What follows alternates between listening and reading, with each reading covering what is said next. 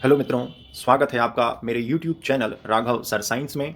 आज हम कक्षा 10वीं विषय विज्ञान के अध्याय 8 जीव जनन कैसे करते हैं के महत्वपूर्ण ज्ञान आधारित प्रश्न को समझेंगे। आज का हमारा प्रश्न है, बहुविखंडन से किस प्रकार भिन्न है? अमीबा में द्विविखंडन और बहुविखंडन क्रिया का सचित्र वर्णन कीजिए। द्विविखंडन एवं बहुविखंडन में अंतर लिखिए। चलिए चित्र के माध्यम से हम समझेंगे। एक बहुत सुंदर सा चित्र आपके सामने है जिसमें अमीबा में द्विविखंडन और बहुविखंडन दोनों क्रिया दिखाई गई हैं। ये प्रजनन की क्रिया है। अमीबा विखंडन क्रिया द्वारा अलैंगिक प्रजनन करता है, अपने ही समान जीवों को जन्म देता है, अपनी संख्या को बढ़ाता है। और ये विभाजन किसके माध्यम से होता है? देखिए, ये विभाजन समसूत्री विभाजन के द्वारा होता है।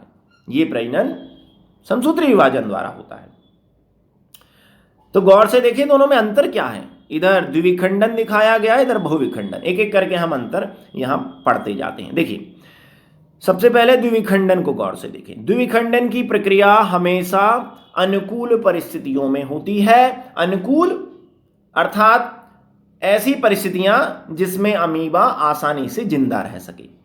अनुकूल या अच्छी परिस्थितियां जब होती हैं, वातावरण अमीबा के लायक होता है, तब अमीबा या एक कोशीय जीव द्विविखंडन की क्रिया द्वारा प्रजनन करते हैं। पहला अंतर।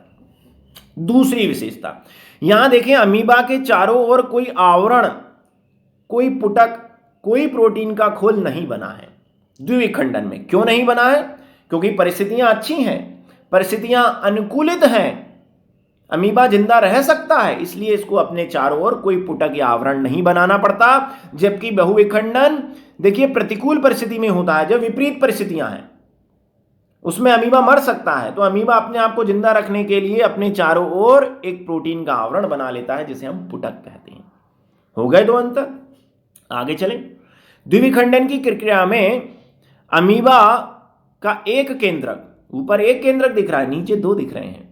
तो द्विविखंडन की प्रक्रिया में जनक अमीबा का एक केंद्रक दो संतति केंद्रकों में बंट जाता है।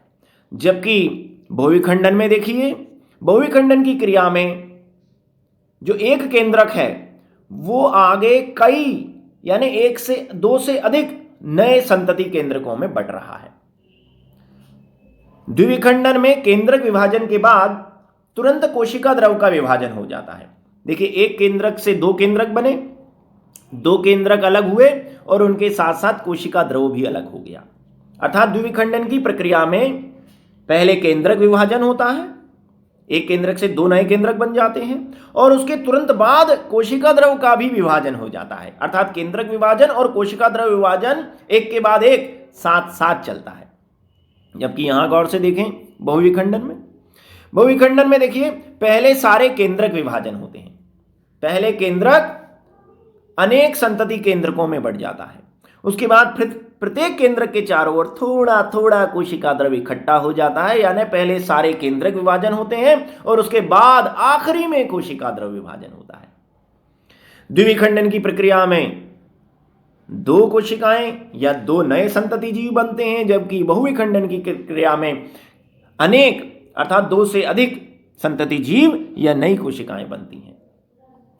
द्विविखंडन की क्रिया में कोई अवशेष नहीं बचता। कोई अवशेष बच रहा है? यहां पर नहीं बच रहा, दो नए अमीबा बन गए हैं। जबकि बहुविखंडन की प्रक्रिया में जो ये आवरण था, जिसे हम पुटक कह रहे हैं, ये प्रजनन के बाद शेष अवशेष के रूप में बच जाता है। तो आप इस चित्र के माध्यम से ही ढेर सारे अंतर लिख सकते हैं। हम फटाफट उन अंतरों को बोल देते हैं। द्विविखंडन अलैंगिक प्रजनन अनुकूल परिस्थितियों में होता है, ये वाला। इसमें जनक केंद्रक देखिए दो पितृ केंद्रकों में विभाजित होता है, दिख रहे हैं, एक से दो बट रहे हैं। यहां दूसरे नंबर पर भी आप पॉइंट लिख सकते हैं। आप यहां दूसरे नंबर पर क्या पॉइंट लिखेंगे? ये वाला, कि इसके चारों ओर पुटक का निर्माण नहीं होता। चलिए आगे बढ़ते हैं। इसमें एक केंद्रक से दो बनते हैं और केंद्रक विभाजन के साथ साथ कोशिका द्रव का भी विभाजन हो जाता है। एक कोशिकीय जीव से दो नए संतति जीव बन रहे हैं। देखिए इसमें अमीबा मैंने बताया था ना, वो दूसरे नंबर पे लिखना। इसमें पुटक का आवरण नहीं बनता। द्विविखंडन में कोई अवशेष नहीं बचता और ये क्रिया अमीबा में देखने को मिलती है। चलिए आगे हम इसके अन्य लक्षण देख लें। बहुविखंडन की विशेषताएं, यह प्रतिकूल परिस्थिति में होता है।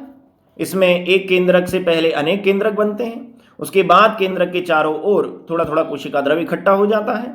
इसमें एक कोशिका से अनेक नई कोशिकाएं बनती हैं।